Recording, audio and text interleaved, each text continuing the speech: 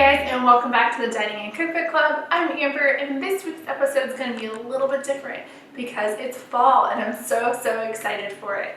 Now, I wanted to put a little pause on our current cookbook that we're working on because it hasn't been going super great, but also I don't want to miss exploring some fall dishes. So today's episode is featuring some pumpkin infused desserts, and one of them is going to be the Trader Joe's cookie mix. So we're going to see if this is worth buying, if it's good, you know, just like a regular review. The next one is going to be a pumpkin chocolate chip mug cake cookie muffin thing.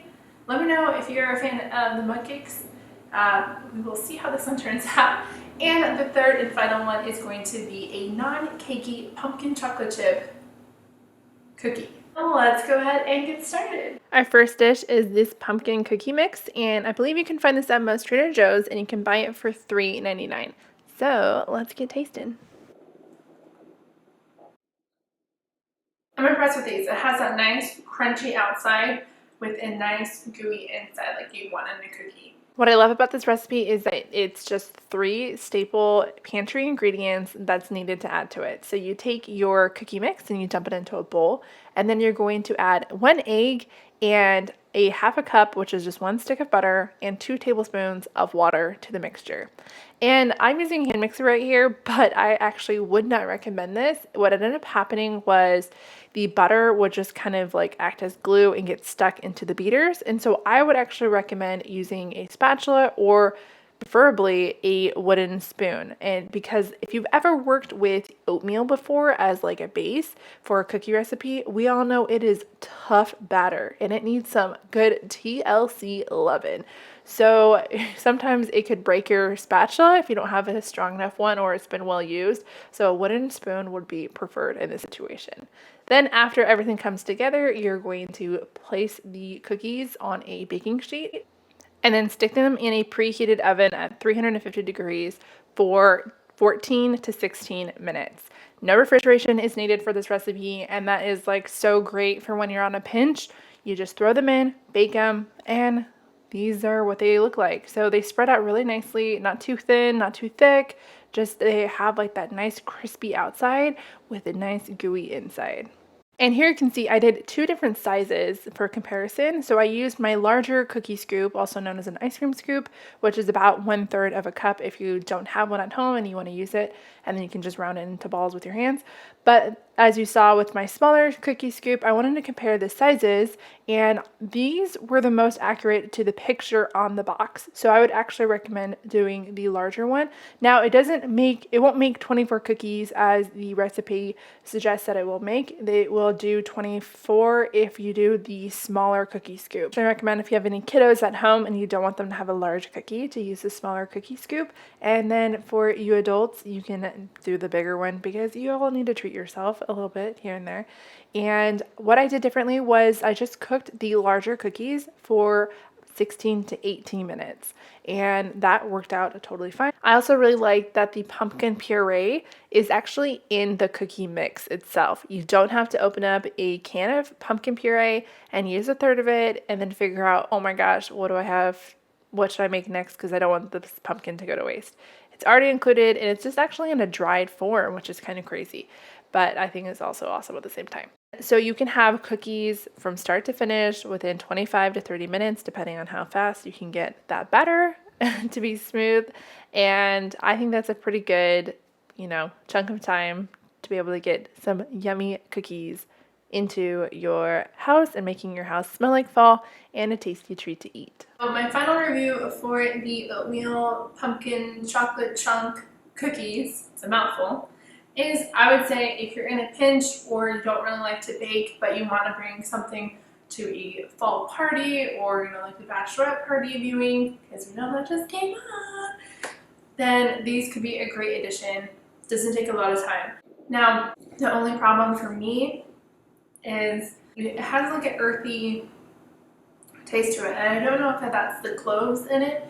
Normally I don't have fall stuff with cloves because they give my husband migraines, and he actually ended up buying this.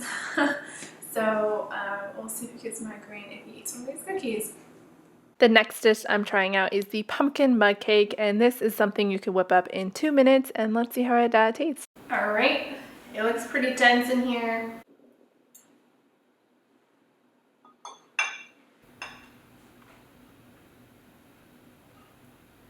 I've just never been a huge mug cake person, but if you want to make this at home, here are the ingredients that you'll need to get started, and let me know if you end up making it. To try this dish at home, you're going to use some cooking spray and spray your mug, and then you're going to add 3 tablespoons of unsweetened almond milk, along with 2 tablespoons of canned pumpkin puree, 1/2 teaspoon of vanilla, and 1 egg, and then just whisk that together until it's combined. Then you can add your sweetener of choice. I'm going to be using maple syrup, and add your pumpkin pie spice. I'm using 1/4 here, but I would recommend using 1/2 teaspoon, and then your 1/3 cup of Kodiak cakes, and just whisk that until it's combined once again. Then you're going to add your chocolate chips. Whisk it one more time till everything's combined, and then stick that in the microwave for 60 to 90 seconds. So this will depend on your microwave wattage, and this is what it ended up looking like. Not super great looking.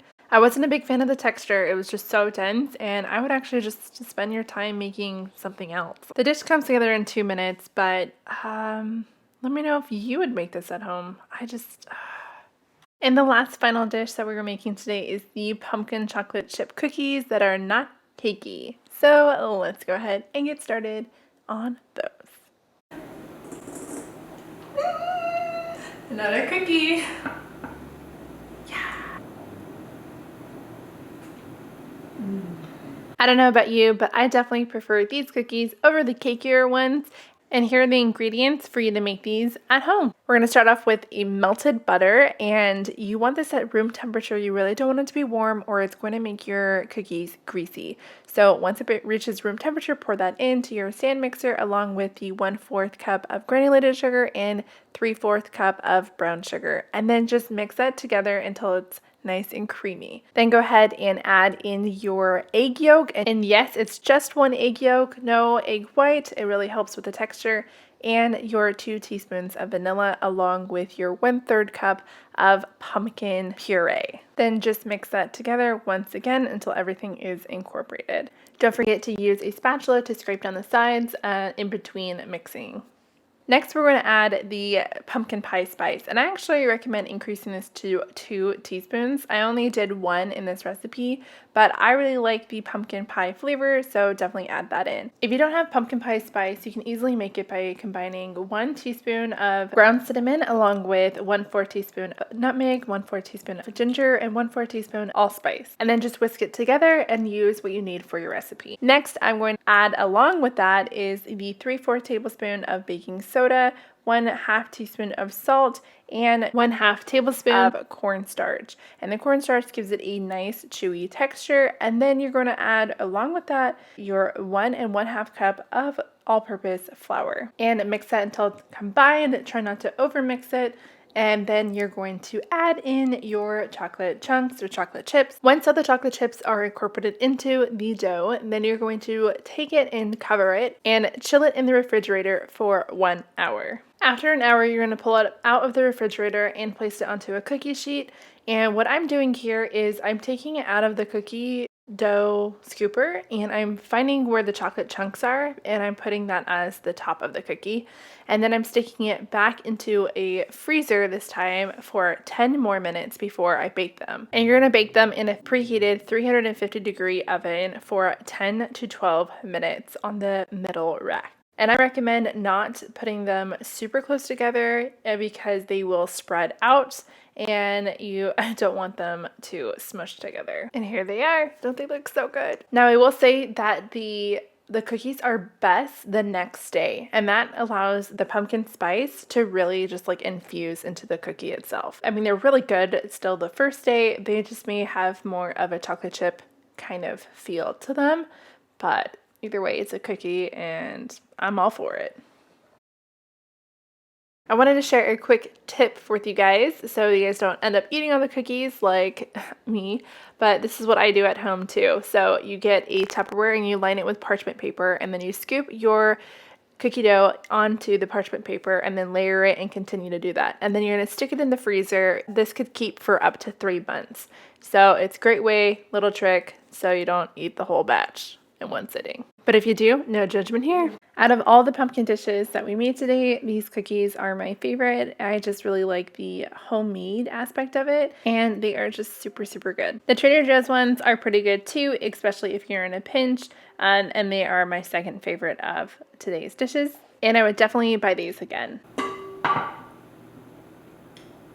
Somebody needs to come and lock these up because they are doing good. I hope you guys enjoyed these 3 dishes that we made today.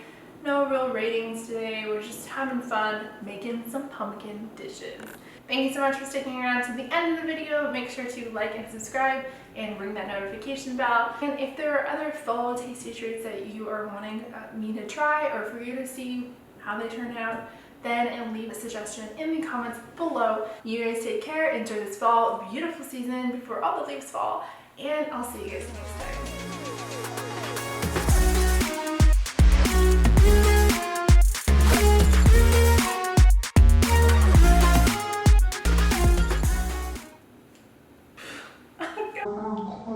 Bye.